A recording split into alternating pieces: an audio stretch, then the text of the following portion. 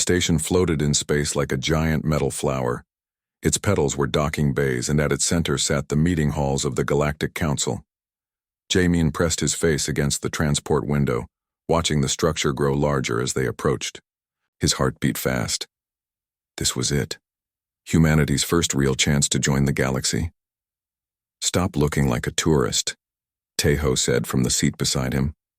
His friend wore the dark uniform of Earth's security force, and his face showed no emotion. But Jamin knew him well enough to see the tension in his shoulders. "Can't help it," Jamin replied. "We're making history here. Or getting ourselves killed," Tejo muttered. "These aliens don't like us much." Jamin couldn't argue with that.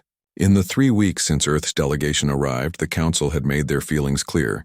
Humans were primitive, dangerous, too young to join the civilized species. Some Council members wanted to put a barrier around Earth's solar system, keeping humanity locked away like children. The transport docked with a soft thud. Jiwoo, their communications officer, stood up and smoothed her uniform. "Remember the protocol. Bow to species with vertical spines. Nod to species with horizontal body structures. Don't touch anyone unless they initiate. And for heaven's sake, don't smile too much. They think showing teeth is aggressive." Jamin grabbed his datapad and followed the others out. The station's interior took his breath away.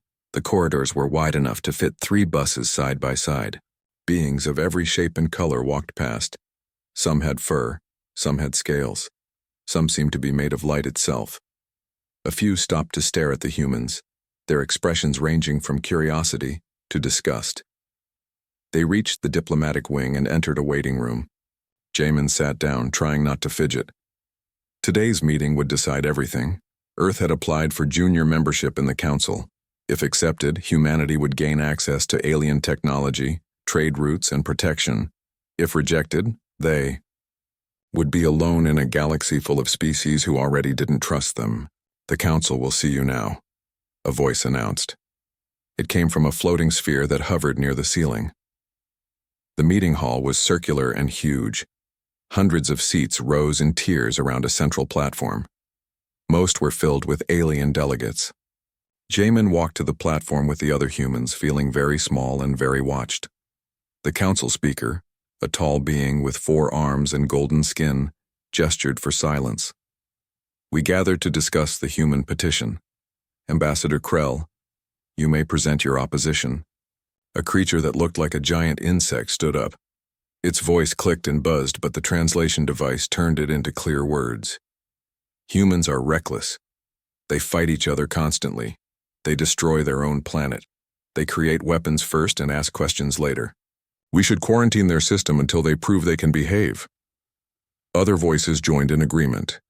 Jamin felt his hope sinking. Then a new voice cut through the noise.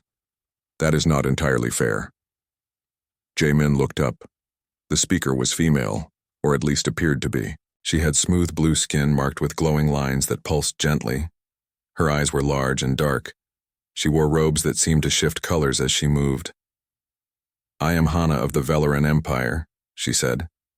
"While I agree humans are young and chaotic, we should not judge them so quickly. All species were once primitive." Hope sparked in Jamin's chest. Maybe they had one ally here, but Hana wasn't finished. "However, I must note that humans are also arrogant. They reached the stars barely 20 years ago, yet they believe they deserve to sit among species who have traveled the galaxy for thousands of years. Perhaps we should observe them longer before making any decision." The hope died. Jamin realized she wasn't helping them. She was just being less harsh than the others. The debate continued for an hour. Finally, the Council speaker raised a hand. "We will adjourn for now. In the meantime, we have a situation that requires attention. The science station on level 7 has experienced a critical failure. The automated systems are offline. We need someone to go inside and restart them manually." "Why not send repair drones?" someone asked. "The radiation levels are too high. It would damage their circuits. We need someone who can think and adapt." The Council members looked at each other. No one volunteered. Jamin saw his chance. "We'll do it," he said, stepping forward. The hall went silent. The Council speaker's face showed surprise. "You? But humans have no experience with our technology. We're good at figuring things out, Jamin said. Give us a chance to prove we're not useless. Taiho grabbed his arm. Are you crazy? He whispered. Trust me, Jamin whispered back. The council speaker looked at Hana. Ambassador, you made the most balanced assessment of humans. Would you be willing to supervise them on this task? Hana's glowing marks flickered. For a moment, Jamin thought she would refuse. Then she stood. I will ensure they do not cause more damage. 2 hours later, Jamin and Hana stood outside the damaged station. Taiho and Jiwoo had been ordered to stay behind. It would be just the two of them. Do not touch anything without asking me first, Hana said as they entered the airlock. Her voice was cold. Your species has a reputation for breaking things. We also have a reputation for fixing things, Jamin replied. Inside the station, emergency lights cast red shadows. Warning signs flashed in alien languages, but Jamin's translator displayed the meanings. Radiation leak, system failure, danger. Hana led him to the main control room. The panels were dark and silent. She pulled out a device and scanned them. The power coupling is fried. We need to bypass it and restart the core manually. How? Jamin asked. There should be a backup system, but... She paused, studying the readings. I cannot find it. The radiation must have damaged the navigation database. Jamin looked around the room. He saw pipes, cables, and panels covered in alien writing. Nothing made sense, but he had always been good at seeing patterns. He walked to a wall panel and opened it. Inside were bundles of glowing cables. What are you doing? Hana demanded. I told you not to touch anything. These cables, Jamin said, pointing. They're color-coded. Blue ones pulse at one rhythm, red ones pulse at another. That's not random, it's communicating something. Hana came closer. She stared at the cables. How did you see that? Our engineers missed it. Sometimes you have to look with fresh eyes, Jamin said. He traced the blue cables with his finger, following them behind the wall. I think the backup system is hidden. These cables will lead us to it. For the next hour, they worked together. Hana knew the theory. Jamin saw the practical solutions. When they hit a locked panel, he used a piece of broken equipment to pry it open. When they needed to bridge a gap in the power flow, he suggested using the metal from his own belt as a conductor. That is insane, Hana said. It might work, but it is insane. Welcome to the human way, Jamin replied with a grin. Finally, the systems hummed to life. Lights flickered on. The radiation warnings stopped. They had done it. Back in the council hall, the speaker announced their success. Some delegates looked surprised, others looked annoyed, but Jamin didn't care. He had proved humans could be useful. As they left the hall, Hana stopped him. You think differently than any being I have met, she said. Her glowing marks pulsed faster. It is interesting. Then she walked away, leaving Jamin standing alone with a strange feeling in his chest. 3 months had passed since the repair mission. Earth still waited for the Council's decision about membership.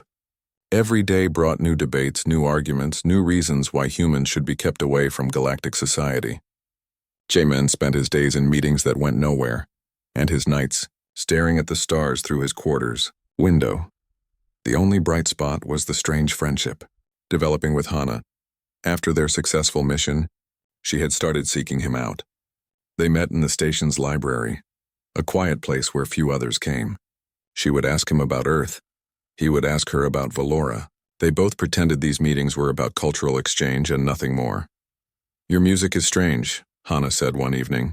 They sat in a corner of the library, surrounded by data crystals that held the knowledge of 1,000 worlds. It has no logical structure. The notes jump around without pattern. That's jazz, Jamin explained. He had shared some recordings from Earth with her. It's about feeling, not logic. The musicians improvise. They make it up as they go. Hana's glowing marks dimmed, which Jamin had learned meant confusion. But how do they know what to play next if there is no plan? They feel it. They listen to each other and respond. It's like a conversation but with instruments instead of words. That sounds like chaos.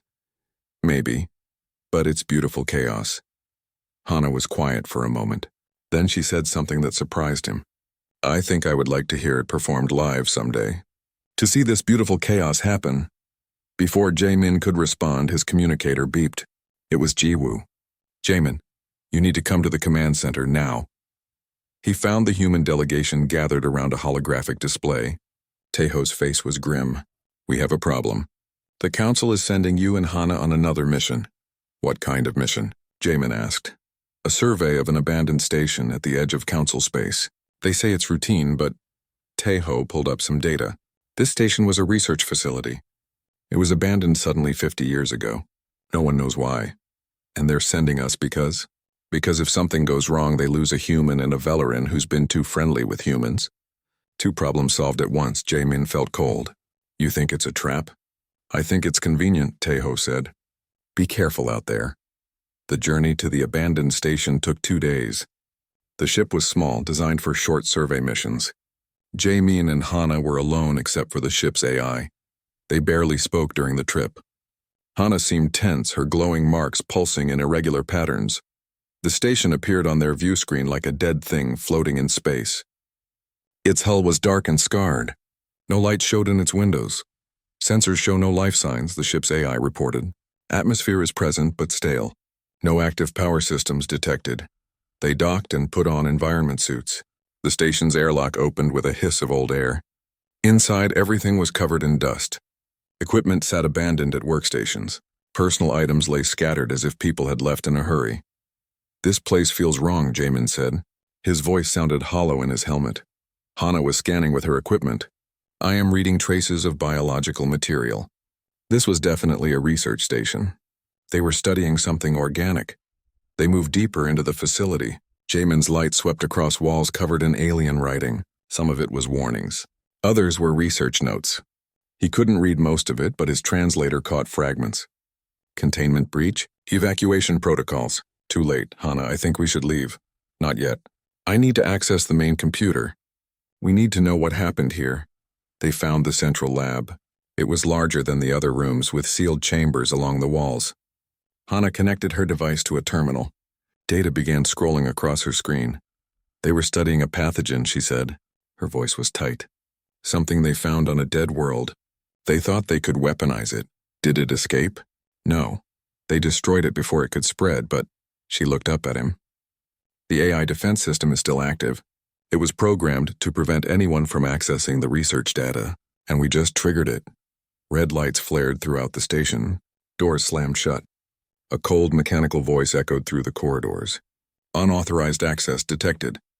Initiating containment protocols. Intruders will be neutralized. They ran.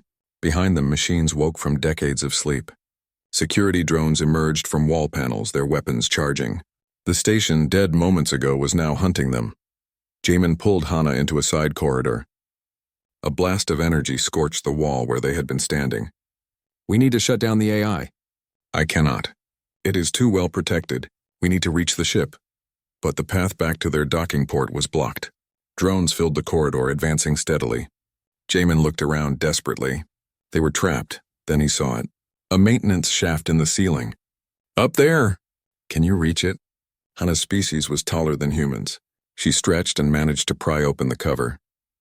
Jaemin boosted her up, then she pulled him after her. They crawled through the narrow space as explosions echoed behind them. The shaft led to the station's power core. It was a massive chamber filled with conduits and machinery. The AI's voice followed them here too. You cannot escape. This facility must remain sealed. There has to be a way to stop it, Jaemin said. He studied the equipment, trying to understand the alien technology. Nothing made sense. Different colored lights blinked in patterns he couldn't follow. Wait. Patterns. He remembered the cables from the first station. How they pulsed with meaning. He listened to the sounds the machines made. Different hums, different rhythms. It was like music. Discordant, chaotic music. Hana, does this AI respond to audio commands? Yes, but only authorized frequencies. We do not have them. Jaemin pulled out his datapad. He still had those jazz recordings stored on it. What if we don't use authorized frequencies? What if we use unauthorized ones? So many that it can't process them all? That is insane. I'm starting to think you like insane ideas. He connected his datapad to the power system. It shouldn't work. The technology was completely incompatible. But he forced the connection, using raw cables and improvised adapters. Then he played the music, all of it. Every recording at once. The jazz poured through the station's systems. Random notes. Unexpected rhythms. Patterns that weren't patterns. The AI tried to process it all. Tried to find meaning in the chaos. Its voice stuttered. Warning, error, cannot, music processing error. The lights flickered. The drone stopped moving. The AI's voice went silent. They ran for the ship. Behind them, the station systems were crashing one by one, overwhelmed by the beautiful chaos of human music. They reached the docking port and sealed themselves inside their vessel. As they pulled away, a last drone appeared. It fired. The blast hit their ship's side. Alarm screamed. Jamin grabbed the controls, but something was wrong. Hana cried out in pain. The drone's blast had breached their cargo bay. Shrapnel had torn through Hana's suit. Blue blood leaked from a wound in her side. She collapsed. Jamin's training took over. He sealed the breach, pressurized the cabin, and stripped off Hana's damaged suit. The wound was deep. He used the ship's medical kit, his hands shaking. He had studied alien first aid, but this was different. This was Hana. Stay with me, he said. Please stay with me. Her glowing marks were dim, but her eyes focused on his face. You saved us. With music. That was very human of you. Rest, we'll be back at the station soon. Jamin, she whispered, thank you for showing me that chaos can be beautiful. Then she passed out. The medical team met them at the dock. They took Hana away on a stretcher. Jamin sat in the corridor outside the medical bay, still wearing his damaged suit, his hands still stained with blue blood. Taeho found him there hours later. She's stable. She'll recover. Jamin nodded, unable to speak. They're saying you're a hero, Taeho continued. You saved a council member's life. Some delegates are changing their votes about Earth's membership. I don't care about that, Jamin said. I just want her to be okay. Taeho sat beside him. You care about her? Really care about her? It wasn't a question. Jamin looked at his friend. Is that wrong? I don't know, but it's definitely complicated. Hana recovered over the next 2 weeks. Jamin visited her every day in the medical bay. At first she was too weak to talk much, but slowly her strength returned. Her glowing marks grew brighter. The doctor said she was healing faster than expected. My people believe that emotional connections help healing, Hana told him one afternoon. She was sitting up now, looking much better. I think they might be right. You have emotional connections here? Jamin asked. I thought most council members still saw you as the ambassador who's too soft on humans. I have one connection that matters. She looked directly at him when she said it. Her marks pulsed with a warm golden light. Jamin felt his heart beat faster. He wanted to say something, but before he could, alarms began blaring throughout the station. Emergency lights flashed red. A voice boomed over the speakers. All council members report to the main hall immediately. Priority 1 emergency. The medical bay doors burst open. Taeho ran in with Jiwoo right behind him. You need to see this. Both of you. The main hall was packed. Every delegate had arrived, many looking frightened. The council speaker stood at the center, his 4 arms gesturing at a massive holographic display. It showed the edge of known space, and there, coming from the darkness beyond, were thousands of red dots. They're back, someone whispered. The word spread through the hall like fire. The Void Collective is back. Jamin had heard stories about the Void Collective. Every species in the council had. 1,000 years ago, they had swept through the galaxy like a plague. They were machines. Artificial intelligence that had destroyed their creators and decided all biological life was inefficient. The council had barely survived. It took centuries to push them back into the unknown regions of space. Now they were returning. How many ships? Someone asked. Initial scans show over 5,000, the council speaker said. His voice was steady, but Jamin could see the fear in his golden eyes. And that is only the first wave. Intelligence suggests many more are coming. Panic erupted. Delegates shouted over each other. Some called for evacuation of border worlds. Others demanded immediate military mobilization. A few simply sat down looking defeated. Ambassador Krell, the insect-like being who hated humans, stood up. We must use the same strategies that worked before. defensive positions, calculated responses, logical warfare. Those strategies barely worked, someone else argued. We lost billions of lives. Does anyone have a better idea? Silence fell. Then Jamin stood up. Every eye in the hall turned to him. He felt very small and very young, but he spoke anyway. I might have an idea, he said. But you're not going to like it. Speak, the council speaker said. Jamin walked to the holographic display. He pulled up the historical records of the last war with the Void Collective. Battle after battle appeared, showing the same pattern. The council would form defensive lines. The Void would analyze them, find weaknesses, and break through. The council would retreat and form new lines. The cycle repeated endlessly. You're too predictable, Jamin said. The Void are machines. They're good at analyzing patterns and adapting. Every time you use logic and tactics, they learn and counter. You keep fighting them the way you think warfare should work. And how would you fight them? Krell demanded. His voice was full of contempt, with chaos, with unpredictability, with things they can't calculate or understand. Jamin pointed at the display. Humans have been fighting each other for thousands of years. We learned something important. Sometimes the winner isn't the strongest or the smartest. It's the one who does something unexpected. The hall erupted in argument again. Some delegates called Jamin's idea foolish. Others said it might work. The debate raged for hours. Finally, Hana stood. She was still weak, leaning on a support rail. But her voice carried across the hall. I have fought beside humans. I have seen how they think. They solve problems in ways we would never consider. Perhaps that is exactly what we need now. You would trust our survival to these primitives? Krell demanded. I would trust our survival to any species that can offer something new, Hana replied. Because the old ways failed before and they will fail again. The council speaker raised his hands for silence. We will consider the human proposal. In the meantime, Earth's military advisors are requested to join our war council. We need all ideas, no matter how unconventional. That night, Earth sent 2 people to join the war effort. Hyunwoo was a military strategist who had studied every major battle in human history. Dayun was an engineer who specialized in improvised technology. Together with Jamin, they formed Earth's contribution to saving the galaxy. The war room was massive. Holographic displays showed the entire border region. Red dots marked void positions. Blue dots marked council fleets. The red was spreading. Hyunwoo studied the data for 3 days straight. He barely slept or ate. Finally, he called everyone together. I found their weakness. It's not in their technology or their numbers.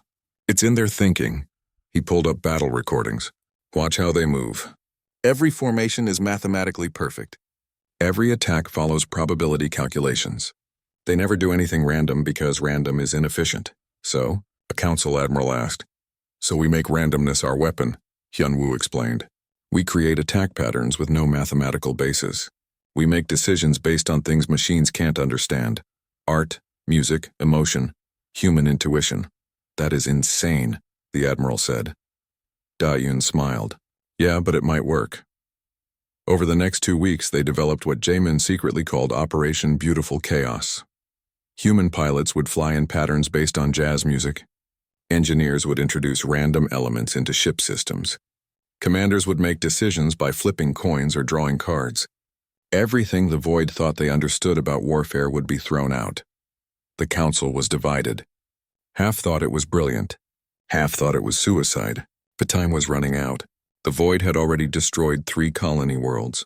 They were getting closer to populated space. Hana came to Jamin's quarters late one night. She looked better now, almost fully healed. Her glowing marks shone bright blue. I have been thinking about what you said. About chaos and unpredictability. Having second thoughts? Jamin asked. No, the opposite. She sat beside him. My people value order above everything. Our cities are planned perfectly. Our lives follow predetermined paths. Even our emotions are controlled. We believe chaos is the enemy of civilization. But watching you work, seeing how you think, I wonder if we are wrong. Maybe too much order makes us weak. Maybe we need some chaos to truly live. Jamin looked at her glowing marks. They were pulsing faster now, the blue shifting to purple. What do those colors mean? He asked. Hana hesitated. Then she said quietly, blue means I am happy. Purple means I am feeling something deeper. Something my people have no word for because we try not to feel it. What is it? She reached out and took his hand. Her skin was warm and smooth. Your language has a word. Love. We Velerans believe it is a dangerous emotion. It makes us act irrationally. But I am beginning to think irrational is not the same as wrong. Jaemin squeezed her hand. I've been feeling it too. I didn't know if you could, if your species even worked that way. We can, we just choose not to. Her marks flared bright purple, but I am tired of choosing the safe path. The logical path. Maybe it is time I learned from humans how to embrace beautiful chaos. They sat in silence, hands intertwined, while outside the station the stars shone cold and distant. Somewhere out there, the Void Collective was coming. War was inevitable. Death was probable. But in this moment, Jaemin felt something he hadn't expected. Hope. Whatever happens, he said. I'm glad I met you. I am glad too, Hana replied. You have shown me that my people's way is not the only way. That is a gift worth more than any technology or knowledge. The next morning, the council approved Operation Beautiful Chaos. The fleets would launch in 3 days. Every species would contribute ships and soldiers. But the humans would lead the strategy. It was a risk. A huge, insane, completely illogical risk. Exactly the kind of thing that might actually work. The colony world was called Haven. It was home to 6 million people from a dozen different species. Families lived there. Children played in parks under twin suns. Farmers grew food in valleys between mountains. It was peaceful and beautiful. Now it was about to become a battlefield. The Void Collective had chosen Haven as their next target. Long-range sensors showed their fleet approaching. 3,000 ships made of dark metal, moving in perfect formation. They would arrive in 12 hours. Jaemin stood on the bridge of the human ship called the Wanderer. Beside him stood Taeho, who commanded the security forces. Taeyun worked at an engineering station, making last-minute modifications. And at the tactical display stood Hana, now officially assigned as liaison between the Valoran fleet and human forces. All ships report ready, Jiwoo said from the communication station. Coalition fleet standing by. The coalition was something new in the galaxy. 20 different species flying together under no single command structure. Each ship had orders to follow their instincts, to improvise, to do whatever felt right instead of what the tactical computers suggested.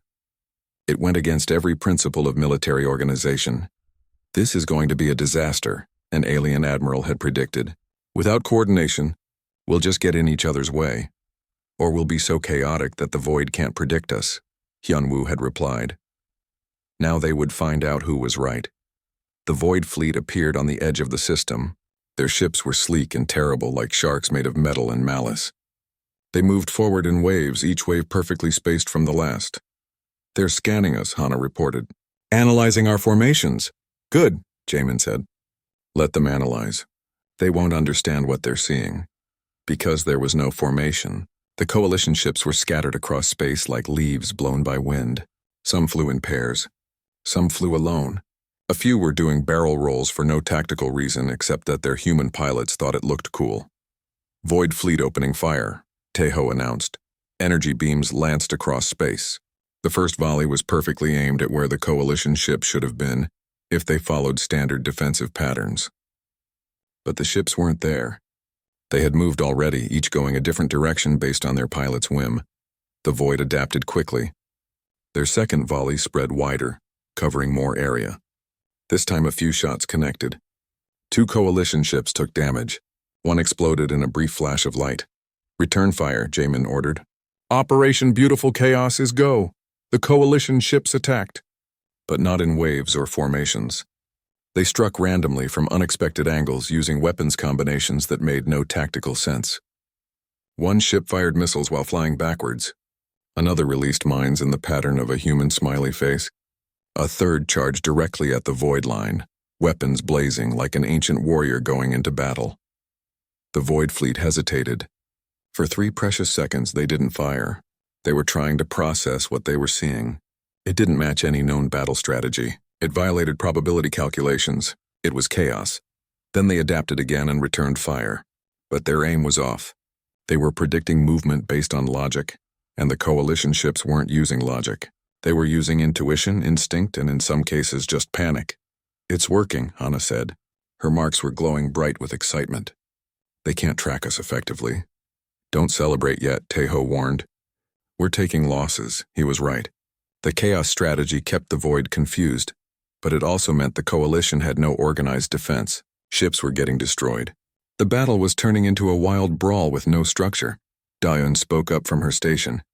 Jamin, I've got an idea. Remember how you used music to confuse that AI on the abandoned station? Yes? What if we broadcast interference across all frequencies?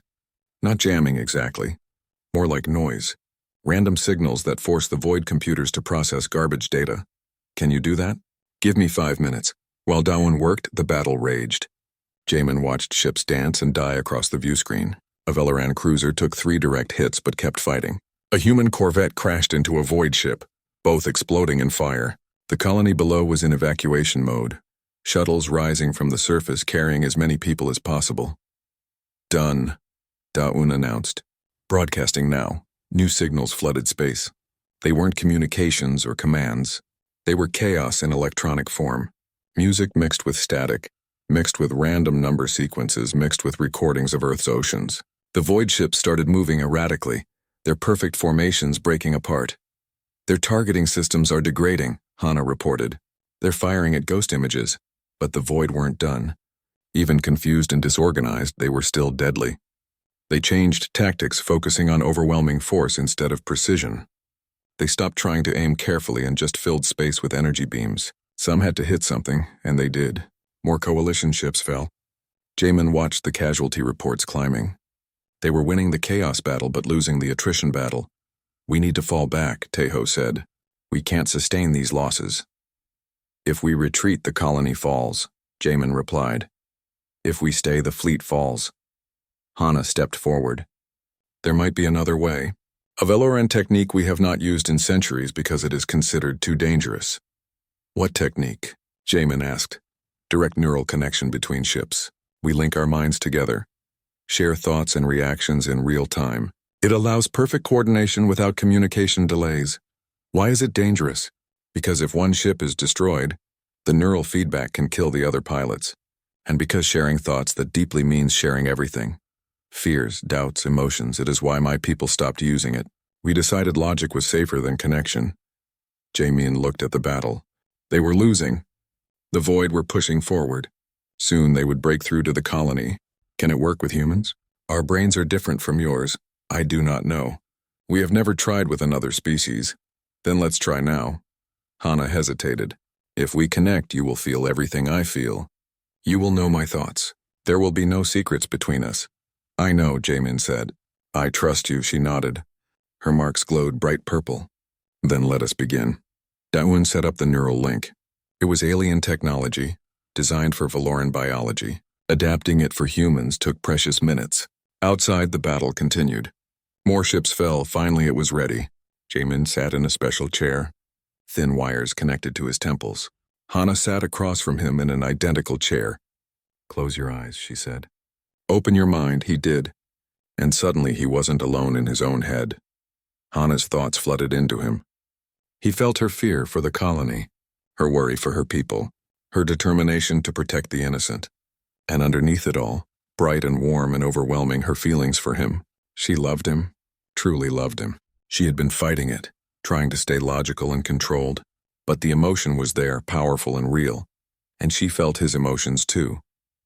His admiration for her strength, his wonder at her beauty, his own love, which he had been afraid to admit even to himself. For a moment, they just existed together in that space where their minds touched. Then they remembered the battle. Link the other ships, Jamin said. His voice and Hana's voice spoke at the same time, perfectly synchronized. Dayan expanded the connection. One by one, other pilots joined the neural network. Velaran, human, and others. Their thoughts merged into a collective consciousness while still keeping individual identity. They could feel each other's positions without looking. They knew what their companions would do before they did it. The Coalition fleet moved as one. Not in rigid formation, but in fluid harmony, like a school of fish or a flock of birds. They flowed around void attacks and struck from all sides simultaneously. It was coordinated chaos, the perfect balance between order and randomness. The void couldn't comprehend it. Their computers tried to track individual ships, but the whole fleet moved as a single organism. When they focused on one target, 3 others struck from behind. When they spread their fire wide, the coalition ships grouped together for concentrated strikes. Slowly, impossibly, the tide turned. Void ships began falling. Their perfect metal hulls cracked and burned. Their formations collapsed. They tried to adapt, but there was nothing to adapt to. Every moment brought a new strategy, a new pattern, because hundreds of minds were thinking together. Finally, the Void fleet broke. They retreated, jumping to faster-than-light speed and vanishing into deep space. The colony was saved. The neural link disconnected. Jamin gasped, feeling suddenly alone in his own mind again. Across from him, Hana opened her eyes. Tears ran down her face, mixing with the light from her marks. "We did it," she whispered. "Together," Jamin replied. Around them, the bridge crew cheered. Jiwoo was laughing and crying at the same time.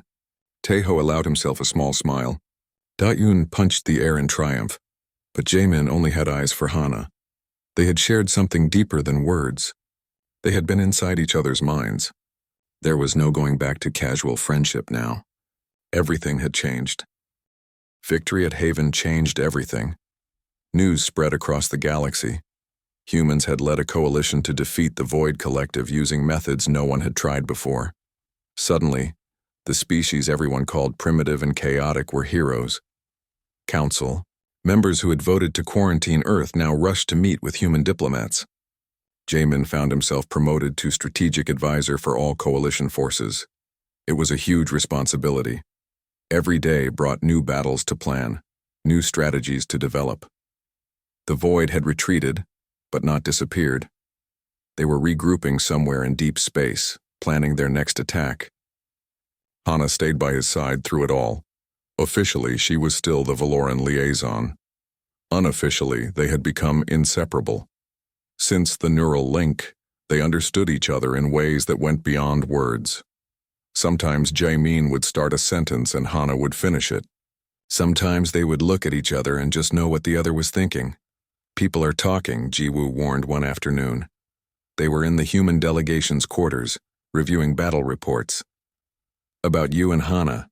Some say it's inappropriate. A human and an alien." "Let them talk," Jamin said. He was tired of caring what others thought. "I'm just saying, be careful. You're representing all of humanity now. Your personal life affects everyone." Taeho entered the room, his face grim. "We have a bigger problem than gossip. I just received intelligence that worries me." He pulled up classified documents on the holographic display. They showed communications between council members, secret meetings, encrypted messages. "Someone is working against us. Against Earth." "Who?" Jamin demanded. "I don't know yet, but look at this." Taeho highlighted several messages. They all contained the same theme. Humans were becoming too influential. Human methods were disrupting council traditions. Humans needed to be controlled before they gained more power. "This is from before the battle at Haven," Jamin noted. "Whoever is behind this has been planning for a while." Over the next week, Taeho and Jiwoo investigated quietly. They tracked the messages back to their source. The trail led to Ambassador Krell, the insect-like being who had opposed Earth from the beginning. But he wasn't working alone. A dozen other council members were part of his group, all from species that valued strict order and hierarchy. "They see humans as a threat to the system," Taeho explained. "We're too unpredictable. We don't follow the rules they've spent millennia establishing." "What are they planning?" Jamin asked. "I don't know yet, but it's something big." The answer came 3 days later. Jamin was woken in the middle of the night by urgent messages. Security forces were pounding on his door. "Sir, you need to come with us. Now." They took him to a detention area.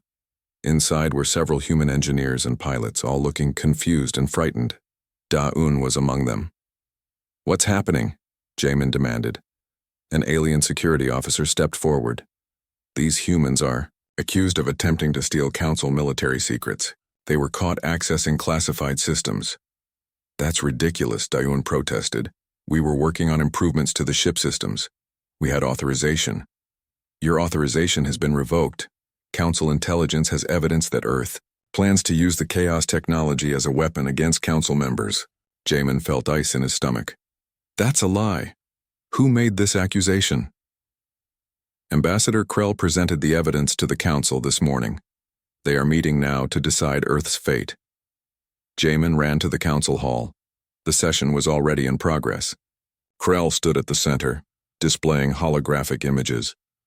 They showed human ships carrying experimental weapons, communications that appeared to discuss attacks on alien worlds, research into ways to use the neural link technology for mind control. It was all fake.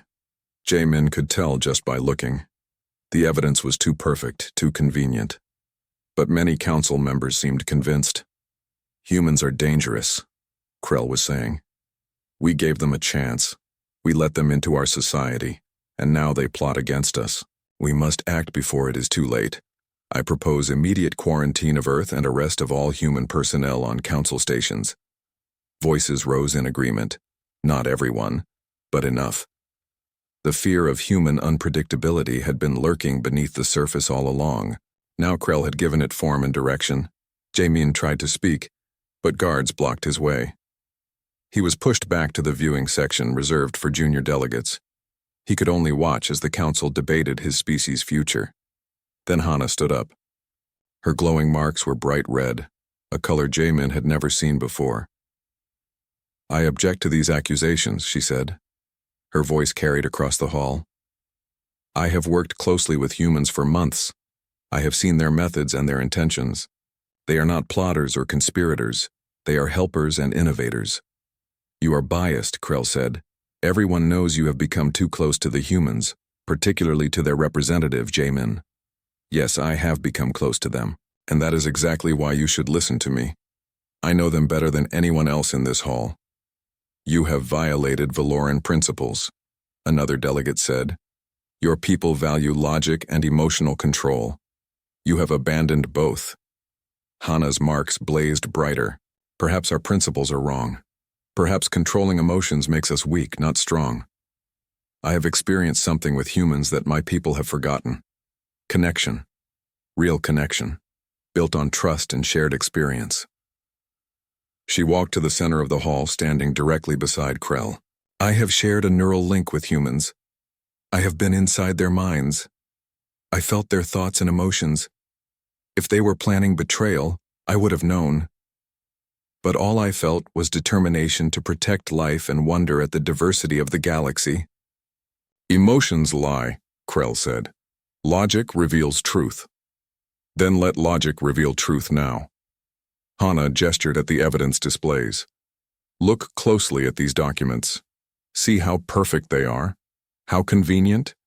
Real conspiracy leaves messy trails. This evidence is too clean. It has been manufactured. She pulled out her own data device and connected to the hall's systems. I spent last night investigating. I found the original files these images were edited from. They show humans doing exactly what they claimed, working on ship improvements, research into neural link safety. Nothing sinister.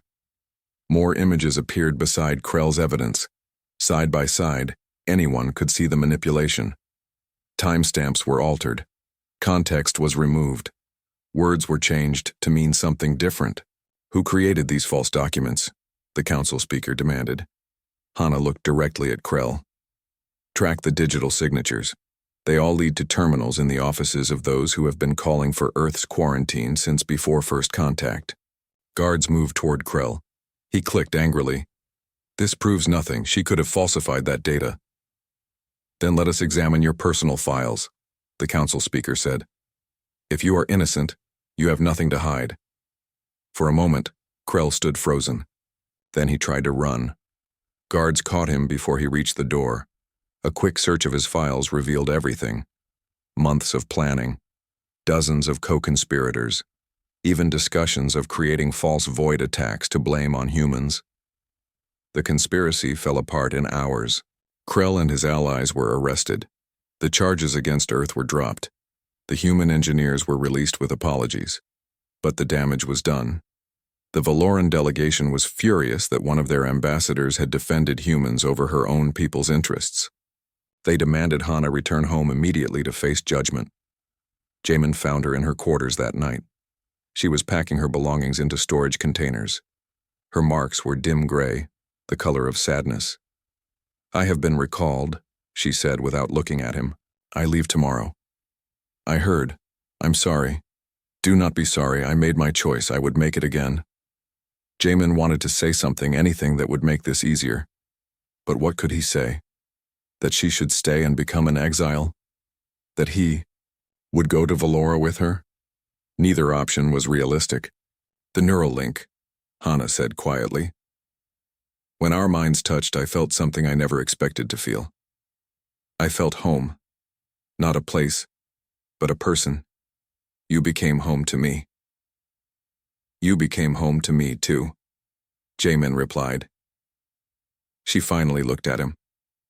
Tears ran down her face again, but she was smiling. "I do not regret anything. Learning to be human taught me to be truly Valoran, to be myself, not what my society expected me to be." They held each other in the dim light of her quarters. Outside, the station continued its endless orbit. The war continued, the galaxy continued, but in that moment none of it mattered. Tomorrow Hana would leave, and Jamin would have to learn to be alone again. The observation deck was empty when Jamin arrived. He had come here to be alone, to watch the stars and try to organize his thoughts. Tomorrow morning, Hana would board a ship bound for Valoran space. After that, he might never see her again. He pressed his hand against the cold glass of the viewing window. Earth hung in the distance, a blue and white marble against the black of space. Home. He had been away for almost a year now. Sometimes he wondered what his life would have been like if humanity had never discovered faster-than-light travel. He would probably be teaching xenobiology at a university somewhere, living a quiet and simple life. He would never have met Hana. "I thought I might find you here." Jamin turned. Hana stood in the doorway. She wore traditional Valoran robes, not the council uniform she usually favored. Her marks glowed soft purple in the dim light of the observation deck. "I couldn't sleep," Jamin said. "Too much thinking." "I also could not sleep." She walked to stand beside him at the window. They looked at Earth together in silence. "It's beautiful," Hana said finally. "Your world. So much blue. Valora is mostly red deserts and purple oceans. Very different." "Maybe I could visit someday," Jamin suggested, though they both knew it was unlikely. The Valoran government had made their position clear. Hana was being recalled specifically to separate her from human influence. "Maybe," Hana said, but her tone suggested she didn't believe it either. More silence. Jamin searched for words but found none adequate. How do you say goodbye to someone who had been inside your mind? How do you express feelings that ran deeper than language? "My people have a saying," Hana said. Her marks pulsed slowly, hypnotically. "The brightest stars burn the fastest. I never understood it until I met you. Until I learned what it meant to truly feel something." "I'm glad I could teach you that," Jamin said. "Even if it made things complicated. Complicated is good. My life was too simple before. Too orderly, too predictable." She turned to face him fully. "Jamin, I need to tell you something. About Valoran bonding." "Bonding? When my people choose a partner, it is permanent. We bond on a neurological level. Our minds link together for life. We feel each other's emotions always. Share each other's thoughts. It is why we are so careful about choosing. Once bonded, we cannot unbond." Jamin felt his heart beat faster. "Why are you telling me this?" "Because when we used the neural link in battle, something happened. Something unexpected." Hana's marks brightened to brilliant purple. "The link should have been temporary. But I still feel you. Not as strongly as during the battle, but you are there, in the back of my mind. A warm presence. A connection that did not break." "I feel it too," Jamin admitted. "I thought I was imagining it. You are not imagining it. We have bonded, Jamin, accidentally, without intending to. But it happened. You are part of me now, and I am part of you." The implications crashed over Jamin like a wave. If what Hana said was true, if they were truly bonded in the Valoran way, then being apart would be painful for both of them. Distance wouldn't break the connection, but it would strain it. "Does your government know?" he asked. "No, if they did, they would never let me leave. They would study us, try to understand how a human and Valoran bonded. We would become experiment, so what do? Hana took a deep breath. Her marks flickered between purple and blue, colors at war with each other. "I have been offered a choice. The Valoran ambassador who will replace me told me privately, if I renounce my connection to you, publicly state that I was temporarily confused by human chaos, I can return home with honor. My career will continue. My family will forgive me. Everything will go back to normal. And if you don't renounce it, then I am exiled, permanently. I would be allowed to stay here as a private citizen, but never as a Valoran official. I would lose my rank, my position, my place in society. I would lose everything except you. Jamin felt like he couldn't breathe. Hana, I can't ask you to give up your entire life for me. You are not asking. I am considering it myself. She turned back to the window, earth reflected in her dark eyes. But I am afraid, Jamin, afraid that I am making a mistake. Afraid that what I feel is not real, but just fascination with something new and different. What do you mean? Humans are exciting. Your chaos is intoxicating. Your emotions are powerful. But what if I only love the idea of you? What if I am just rebelling against my people's rigid ways? What if in a year or 10 years I realize I threw away everything for an infatuation? Her honesty hurt, but Jamin appreciated it. These were valid fears. He had similar doubts himself. I don't know how to answer that, he said. I don't know if what we feel is love or fascination or something else entirely. But I know that being with you feels right. That when I think about never seeing you again, it hurts in a way nothing else ever has. I feel the same, Hana whispered. They stood together, not touching, just being present in the moment. The station rotated slowly, bringing new stars into view. Somewhere out there, the Void Collective was preparing their next attack. Somewhere out there, billions of people were living their lives, unaware of this small moment between two people from different worlds. Before I leave, Hana said suddenly, I want to ask you something. Jamin's heart stopped. Then it started racing. This was it. The moment everything would change. What do you want to ask? Hana turned to face him. Her marks blazed so bright they illuminated the entire observation deck. I want to ask you if you believe different species can truly understand each other. Not just communicate or cooperate, but truly understand. Can a human really know what a Valoran feels? Can a Valoran really comprehend human emotion? Or are we just pretending, playing at connection while remaining fundamentally separate? It was not the question Jamin expected. He took time to consider his answer carefully. I think understanding comes from trying, he said finally, from being willing to see through someone else's eyes even when it's difficult. I don't know if I fully understand what it means to be Valoran, but I understand you, Hana. I know your dedication to truth. I know your courage in standing up for what's right. I know how you smile when you're truly happy, and how your marks dim when you're sad. Maybe I don't understand your entire species, but I understand you. And that is enough? Hana asked. It's enough for me. Is it enough for you? She smiled. It was the first genuine smile Jamin had seen on her face in days. Yes, it is enough. Then she asked the real question. If I stay, if I choose exile from my people to be with you, will you promise me something? Anything. Promise me you will not regret it. Not when people judge us. Not when it becomes difficult. Not when the excitement fades and we are left with just the ordinary days. Promise me you will not look back and wish I had made a different choice. Jamin took her hands in his. Her skin was warm and smooth. Her marks pulsed in time with his heartbeat. I promise. I will never regret you choosing me. Even on the ordinary days. Especially on the ordinary days. Hana's mark shifted to brilliant blue. The color of joy. The color of certainty. Then I am staying, she said. I am choosing this. Choosing you. Choosing a life of beautiful chaos over a life of empty order. Are you sure? Jamin asked. Really sure? I am terrified, Hana admitted. But I am sure. My people say emotions lie, but I think controlled emotions lie more. What I feel right now, this fear mixed with joy mixed with hope, this is the most honest thing I have ever experienced. She stepped closer. Her marks illuminated both their faces in purple-blue light. May I kiss you? In the human way? Jamin nodded, unable to speak. Hana leaned in. Her lips met his. It was gentle and uncertain at first, neither of them quite sure how to navigate the differences in their biology. But then instinct took over.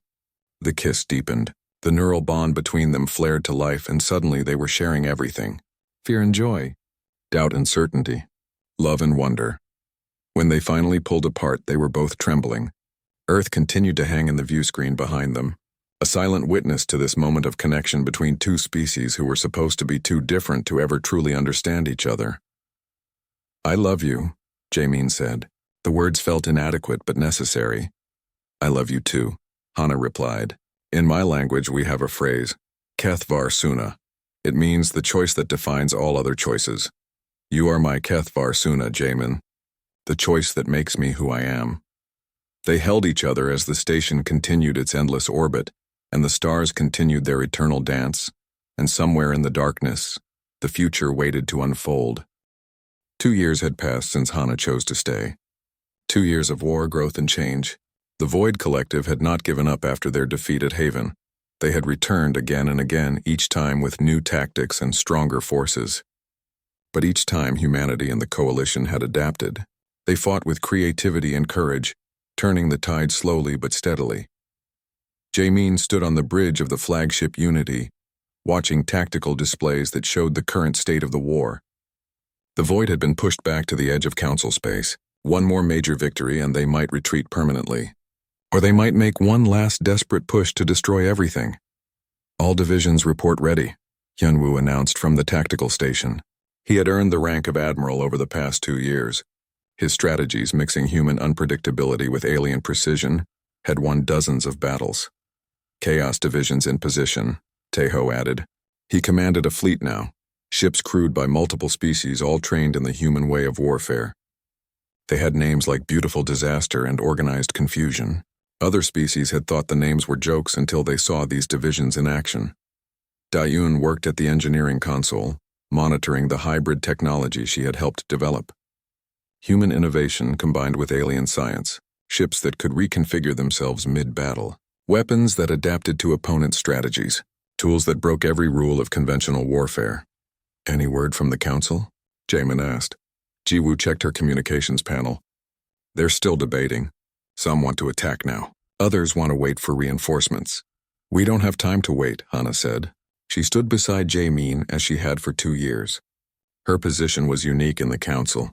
She was no longer a Valoran ambassador, but she spoke for all the species who had learned to embrace change and chaos. Her title was simply liaison. Everyone knew what it really meant. She was the bridge between old ways and new. Her marks pulsed with determination. Over 2 years, Jamin had learned to read every shade and pattern. Right now, she was confident but concerned. The Void are gathering their full force. If we give them more time, they will become unstoppable. "Agreed," Jamin said. He opened a channel to all Coalition forces. "All ships, this is command. Prepare for final operation. We're calling this one Endgame." Across hundreds of ships, thousands of crew members made ready. Humans, Velerans, and dozens of other species. They had learned to work together, to blend their different strengths into something greater than any single species could achieve. The Void Armada appeared on long-range sensors. It was massive. 10,000 ships, maybe more. Enough firepower to destroy entire star systems. They came in perfect formation. Mathematical precision made metal and malice. "They're adapting to our chaos tactics," Hyunwoo observed. "Look at their positioning. They're accounting for unpredictability, spreading their forces to cover more possible attack vectors." "Then we need to be more unpredictable," Jamin said. "Dawn, status on the chaos algorithm?" "Ready," Dawn replied.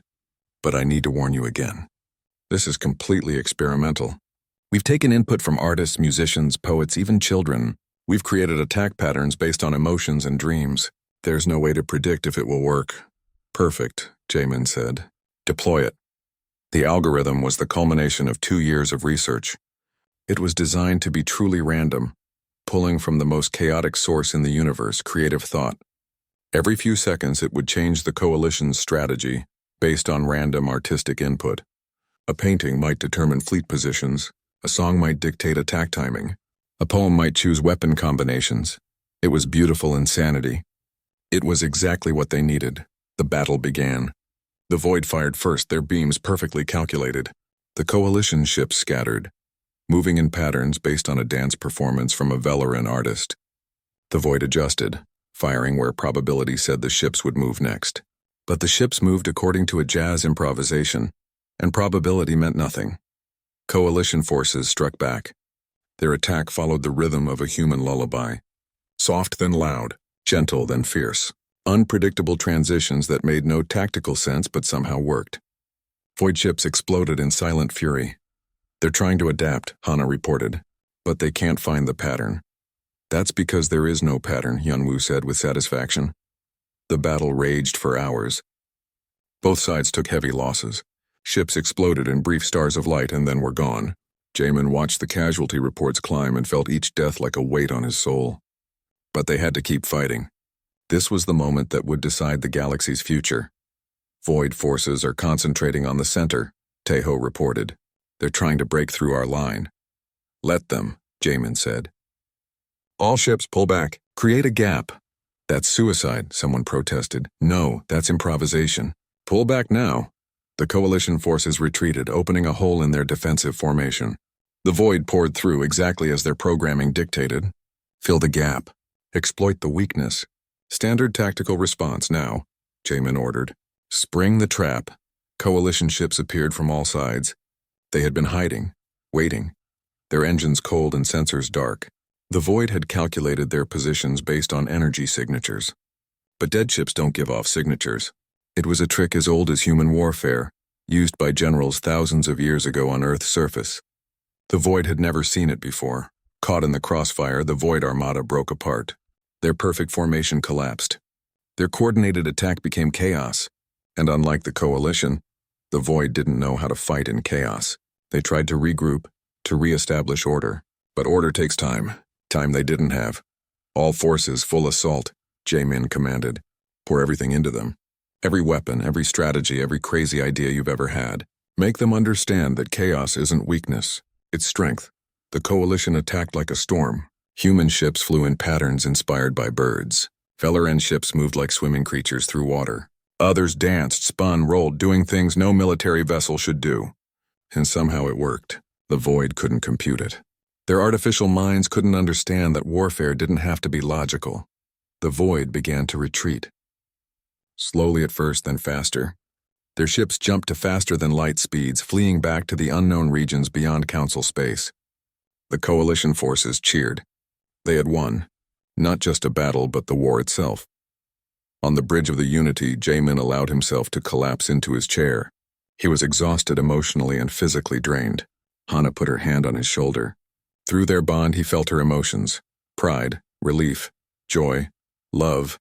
It's over, she said softly. For now, Jamin replied. They'll be back someday, perhaps. But we will be ready. We have changed, Jamin, all of us. The galaxy is not what it was 2 years ago, she was right. Everywhere Jamin looked, he saw evidence of change. Species that had been rivals were now friends. Traditions that had lasted millennia were being questioned and updated. Art and music from dozens of worlds were being shared freely. The Council had learned that diversity wasn't just about accepting differences. It was about celebrating them, learning from them, growing because of them. 3 months later, a ceremony was held on the Council station. Every species was represented. The Great Hall was filled to capacity, with thousands more watching on view screens across the galaxy. The Council speaker stood at the center, his forearms spread wide in a gesture of welcome. Today we recognize a truth that should have been obvious from the beginning. Humanity is not just another member species. They are the catalyst. They have changed us in ways we could not have imagined.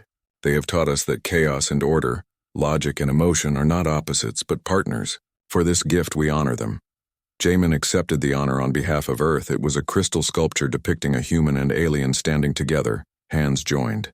It was simple but beautiful, but the real honor came next. Hana stepped forward.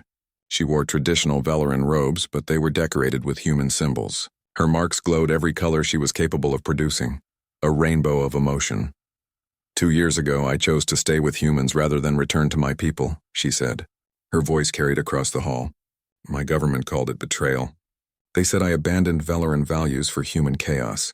She paused. The hall was completely silent. But today Valora has sent me a message. They have reconsidered. They see now that I did not abandon our values. I expanded them. My people are beginning to understand what I learned. That emotion is not weakness. That connection is not dangerous. That love between different beings is not wrong but beautiful. Tears ran down her face. They have welcomed me back. not as an exile, but as someone who helped them see a new path. And they have done something unprecedented in Valoran history. She turned to Jaemin. They have recognized our bond. They accept that a human and Valoran can truly love each other, and they have given their blessing for us to have a child. The hall erupted in applause. Jaemin felt his own eyes fill with tears. He hadn't known this was coming. He and Hana had discussed children, but thought it would be impossible. The biological differences alone seemed insurmountable.